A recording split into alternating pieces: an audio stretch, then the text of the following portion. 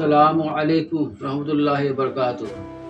Parbatipur press ক্লাবের নতুনভাবে পূর্ণাঙ্গ কার্যকরী কমিটি গঠন করা হলো। পার্বতীপুর প্রেস ক্লাব পার্বতীপুর স্থাপিত 1980 সালে, নতুন বাজার, পার্বতীপুর, দিনাজপুর। প্রেস ক্লাব কার্যকরী কমিটি পুনর্গঠিত হওয়া শেষ আমি বীর মুক্তিযোদ্ধা মোহাম্মদ শামসুল হুদা পার্বতীপুর প্রেস ক্লাবের প্রতিষ্ঠাতা সভাপতি ও বর্তমান সভাপতি হিসাবে বিবৃতি প্রদান করছি।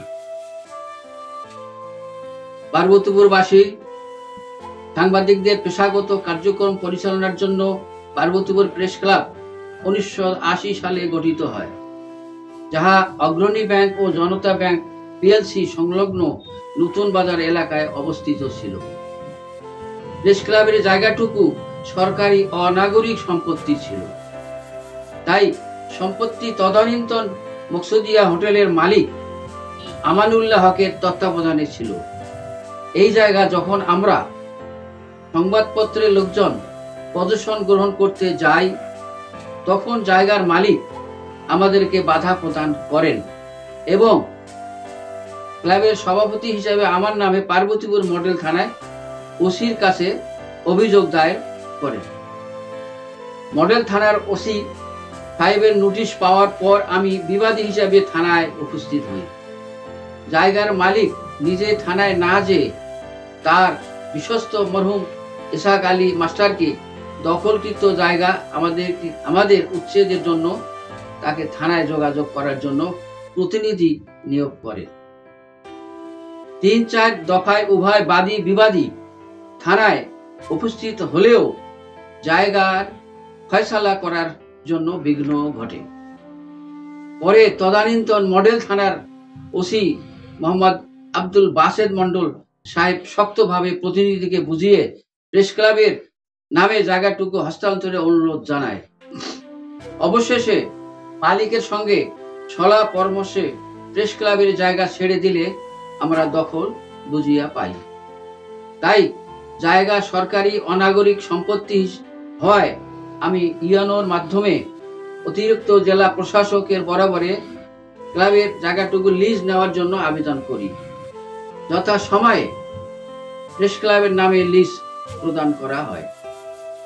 আমি সভাপতি, খালিকুজ্জামান সেক্রেটারি, হায়দার সহ সভাপতি হিসাবে ছাড়াও বেশ কয়েকজন সাংবাদিক নিয়ে কমিটি গঠন করে ক্লাবের কার্যক্রম চালিয়ে আসছিলাম। আমি প্রেস ক্লাবের সভাপতি হিসাবে এক নাগাড়ে 20 বছর অর্থাৎ 2000 সাল পর্যন্ত অধিষ্ঠিত ছিলাম।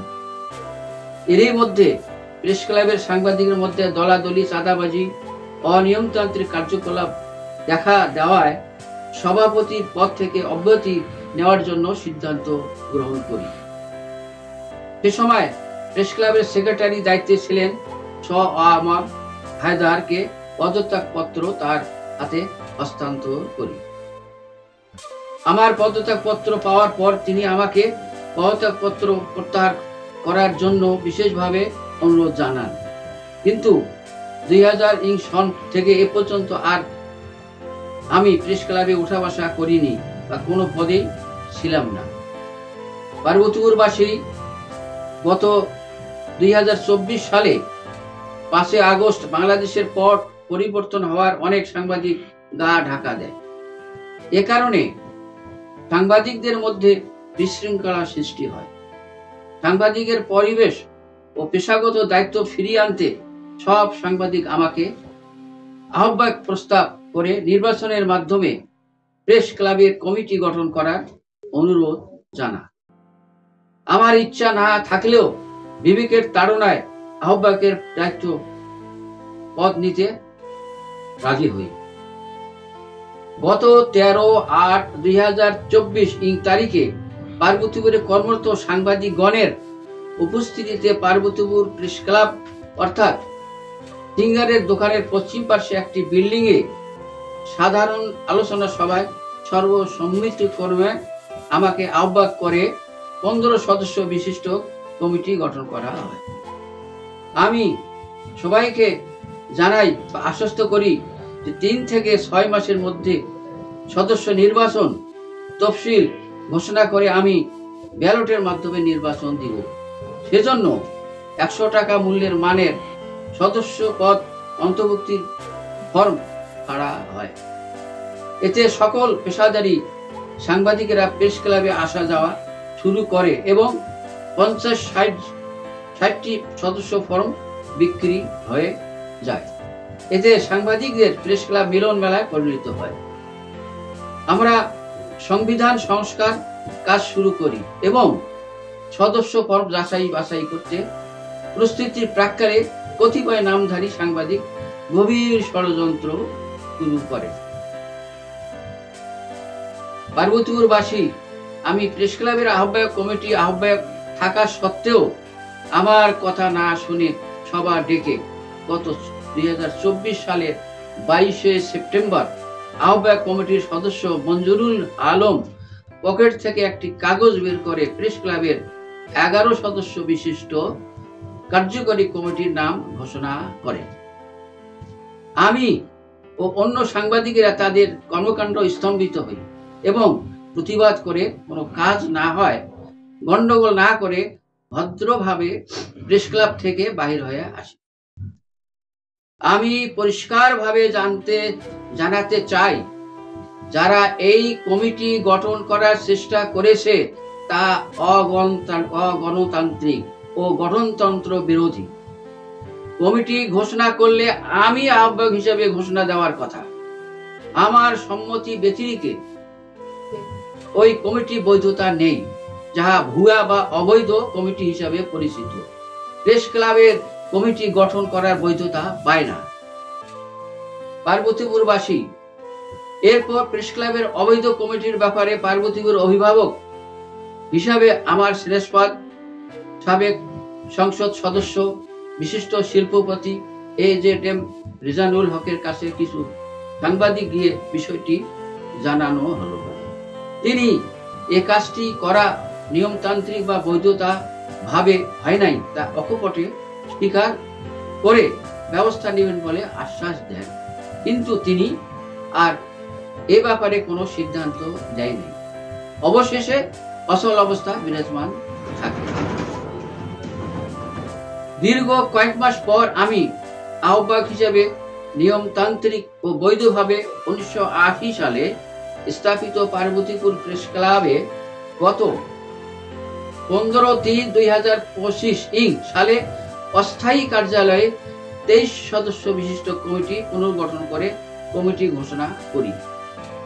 ইতিমধ্যে পার্বতীপুর পুরাতন প্রেস ক্লাবের জায়গা কিছু সাংবাদিক ও অন্য সাংবাদিকের মতামত না নিয়ে বা রেজুলেশন ছাড়াই অন্যকে অর্থের বিনিময়ে পজিশন হস্তান্তর করেছে তা জানতে পেরেছি।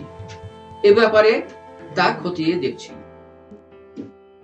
তাই প্রেস ক্লাবের জায়গা উদ্ধারের জন্য মামলা করার জন্য আমরা প্রস্তুতি নিচ্ছি। পুরাতন প্রেস ক্লাবের জায়গা পুনরুদ্ধার না হওয়া পর্যন্ত অস্থায়ীভাবে একটি জায়গায় প্রেস ক্লাবের কার্যক্রম চালিয়ে যেতে বাধ্য হচ্ছে। পার্বতীপুরবাসী, দেশ ও সমাজের জনপ্রিয়, সহজলভ্য, বিশ্বাসযোগ্য, স্বল্প ব্যয়ী গণমাধ্যম হচ্ছে সংবাদপত্র। একথা অনস্বীকার্য যে দুর্নীতি, স্বজনপ্রীতি, স্বার্থকতা, অনাচার, অবিচার, সন্ত্রাস, চাঁদাবাজি, রক্ষকদের ভক্ষকের ভূমিকা সহ নৈতিক অবক্ষয়রূপী ক্যান্সারে আমাদের ব্যক্তি, সমাজ ও জাতি বর্তমানে চরমভাবে আক্রান্ত। এ অবস্থায় অবসান কল্পে সংবাদপত্রের ভূমিকা অতি গুরুত্বপূর্ণ হলেও আফসোসের বিষয় যে অধিকাংশ পত্রপত্রিকা নৈতিক দেউলিয়াপনায় আক্রান্ত হওয়ার দেশ ও জাতির উন্নতি সমৃদ্ধি সম্ভাব্য পথ নির্দেশনা হচ্ছে বাধাগ্রস্ত। পবিত্র কোরআনের সূরা হুজরাতের আয়াত 6 নির্দেশ, হে ঈমানদারগণ, যদি কোনো ব্যক্তি তোমাদের কাছে কোনো সংবাদ আনয়ন করে তবে তোমরা তা পরীক্ষা করে দেখবে, সত্যতা যাচাই করে নিবে, যাতে অজ্ঞাতসারে কোনো মানব গোষ্ঠীর ক্ষতি সাধন প্রবৃত্ত না হও। অবশেষে আমি বলতে চাই, আমাদের প্রত্যেকের সাথে আল্লাহর নিয়োজিত অত্যন্ত বড় মাপের সাংবাদিক রূপ ফেরেশতা রয়েছে। মানুষের ডানে ও বামে বসে প্রত্যেকের আমল কাজকর্ম লিপিবদ্ধ করে যাচ্ছে। তাই আমাদের সংবাদ প্রকাশ করার জন্য সজাগ থাকতে হবে। সকল সাংবাদিকদের মঙ্গল কামনা ও সংবাদপত্রের সত্য প্রচার করার জন্য তাদের প্রতি অনুরোধ জানাচ্ছি। আল্লাহ হাফিজ।